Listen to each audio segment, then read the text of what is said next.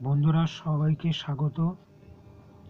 মূলত 25শে ডিসেম্বর এবং শুভ বড়দিন হিসাবে এই সপ্তাহে যে বোথ সাইড প্লেসমেন্টে কর্মসংস্থানের যে ইস্যুটা নিয়ে তোমাদের সঙ্গে আলোচনা করছি তা হচ্ছে একটা হিউজ রিক্রুটমেন্ট কিন্তু ভারতীয় রেলের তরফে বেরোচ্ছে, প্রায় 32,500 সামথিং। গ্রুপ ডি এই রিক্রুটমেন্টের খবরটা অগ্রিম আগে জানিয়ে দেওয়া হয়েছে এবং মূলত এটা জানুয়ারি থেকে অ্যাপ্লিকেশনটা স্টার্টিং হবে এবং আশা করা হচ্ছে গোটা জানুয়ারি মাসই চলবে। সেই মতো তোমরা প্রিপারেশান নিয়ে কিন্তু প্রস্তুতি নিয়ে স্টার্টিং করতে পারো এখন থেকে।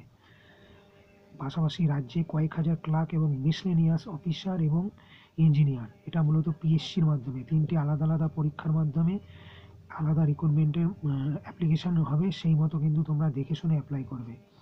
একটা আছে স্টেট ব্যাংকের 13,735 জনের একটা ক্লার্ক রিক্রুটমেন্ট।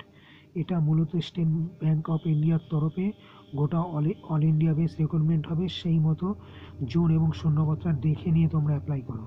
পাশাপাশি ছোট ছোট কিছু খবর বেরিয়েছে, যেমন আইটিবিপিতে 51 কনস্টেবলের একটা খবর বেরিয়েছে। একটা বেরিয়েছে 179 জন অ্যাসিস্ট্যান্ট ইঞ্জিনিয়ার রিক্রুটমেন্টের খবর, এটা সেন্ট্রাল ওয়্যার হাউজিং কর্পোরেশনের তরফে। পাশাপাশি সুপ্রিম কোর্টে 241 জন জুনিয়র অ্যাসিস্ট্যান্ট, এই ধরনের একটা রিক্রুটমেন্টের খবর মূলত এই সপ্তাহে বেরিয়েছে। তোমরা চ্যানেলটা দেখো, লাইক করো, শেয়ার করো এবং অবশ্যই সাবস্ক্রাইব করো। কমেন্ট করতে কিন্তু ভুলবে না।